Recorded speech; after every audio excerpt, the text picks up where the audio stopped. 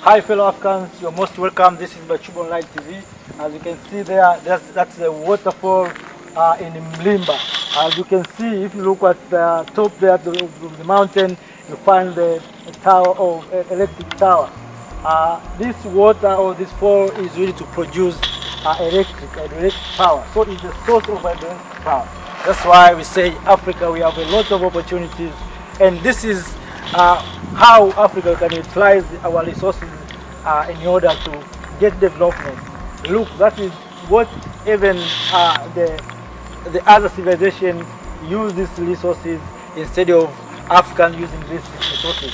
What is so shameful that the investors came in Africa and they invest. At the end of the day, they sell to us the electricity, but that is our own. So, fellow Africans, enjoy this scene. That is good, and we enjoy it.